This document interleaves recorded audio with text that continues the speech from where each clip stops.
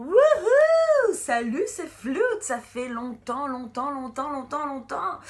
Bah ouais, je suis désolée, j'étais un petit peu occupée, donc du coup, pas trop le temps de faire des vidéos Flute.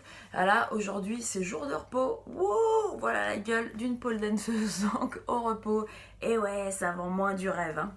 Vachement moins. Et puis voilà, et puis il y a Doudou qui est à côté de moi, qui tenait à être présent sur cette vidéo pour vous montrer que lui aussi, c'est son jour de repos, à peu près comme 7 jours sur 7 et 22 heures sur 24.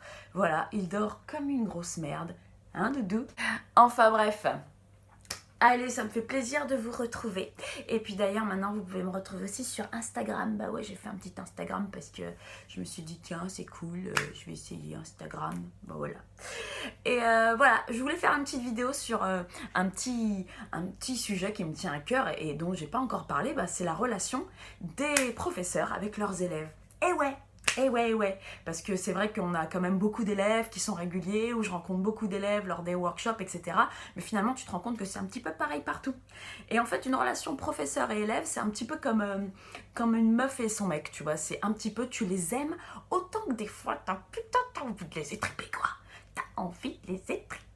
Oui, chers petits élèves. Sûrement comme eux aussi, d'ailleurs, certains jours, ils ont envie de nous étriper parce que soit on te fait des trucs trop durs, soit des fois, j'en sais rien. Ça, ce sera à eux de me le dire. Voilà.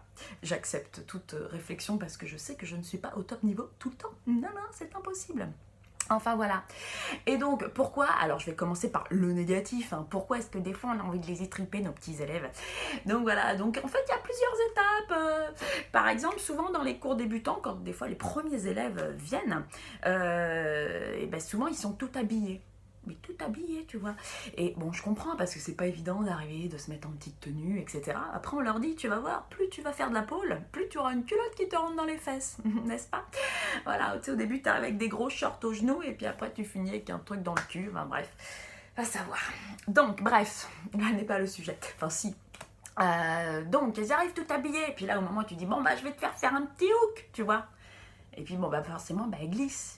Elle glisse parce qu'elle n'a pas sa petite peau pour accrocher sur la barre. Et puis, tu n'as pas un petit short? Ah ben non, on m'a pas dit qu'il fallait que j'en prenne. Bon, mais si, jeune demoiselle, normalement, ce n'est pas mon école et ce n'est pas moi qui fais les règles, mais apparemment, c'est quand même écrit noir sur blanc sur le site internet et je crois même que les élèves reçoivent un petit message lors de leur première inscription pour leur dire ce qu'ils doivent porter.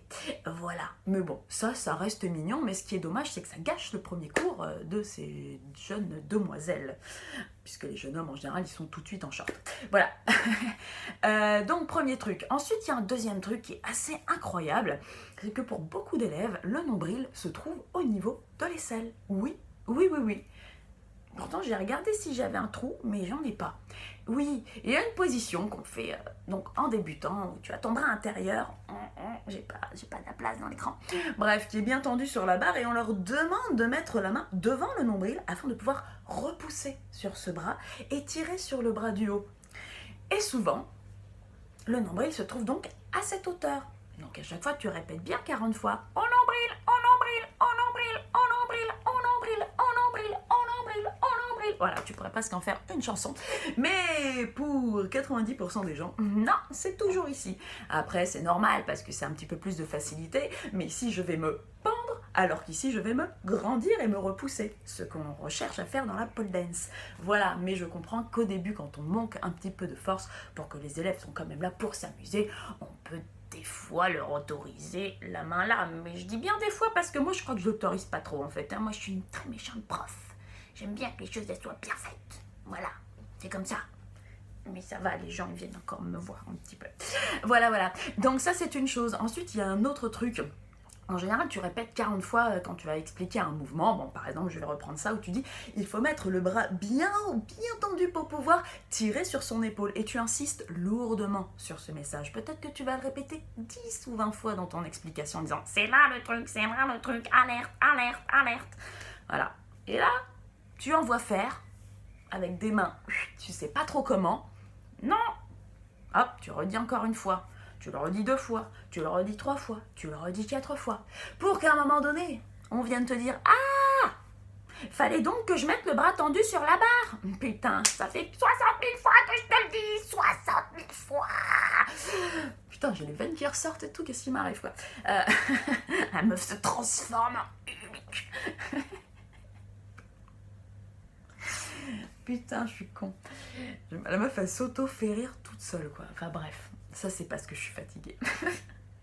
Quand je suis fatiguée, bah, je rigole toute seule. Je me tape des barres avec moi-même, tu vois. Avec Doudou, quand même. Je me sens un peu moins seule. Ah, pauvre de moi. Enfin, voilà.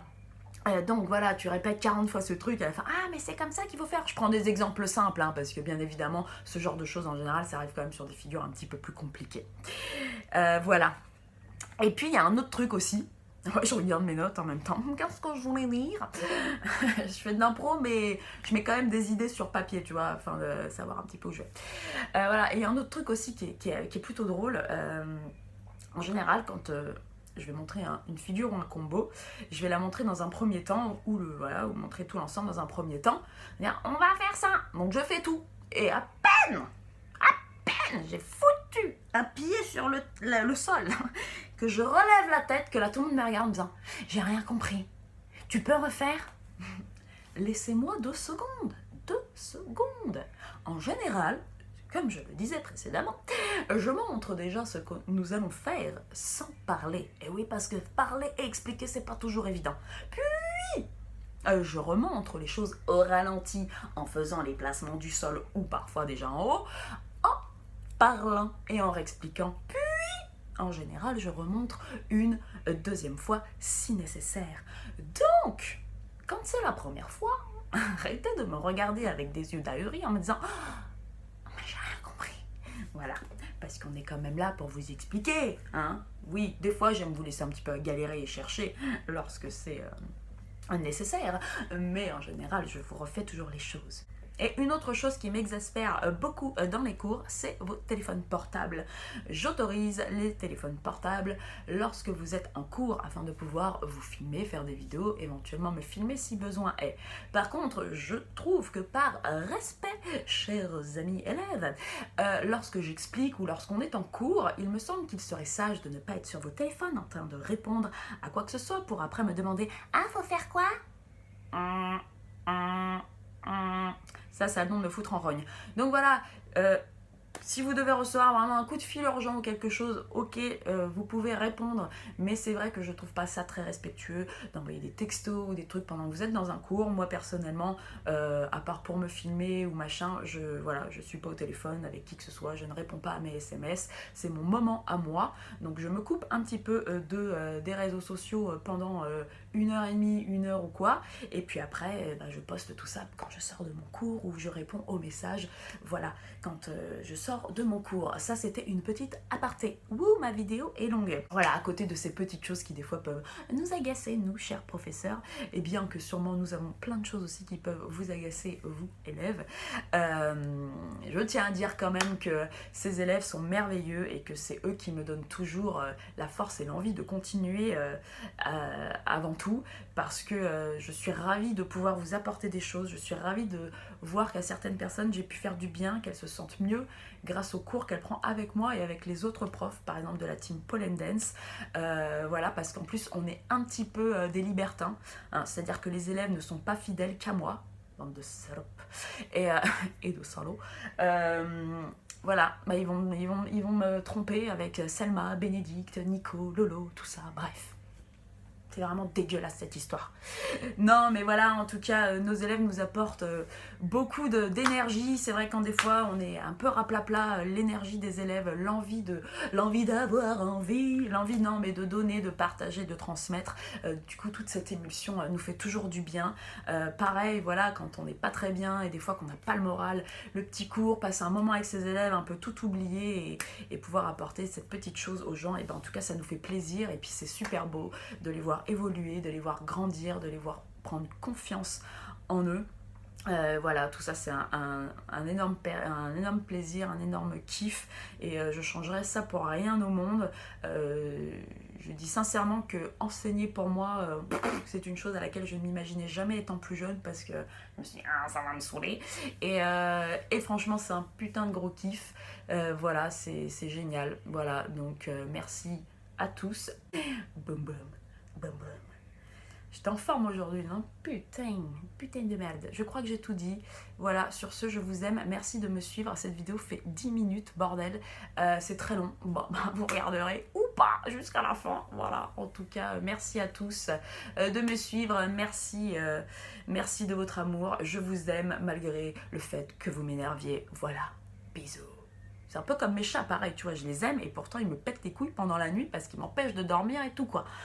Mais on les aime, ces petites crottes là, tu vois. Hein, bon, je dis pas que les élèves c'est des petites crottes, hein, mais je me permettrais pas. Mais mes chats c'est des petites crottes. Regarde comme c'est une petite crotte ça. Oui.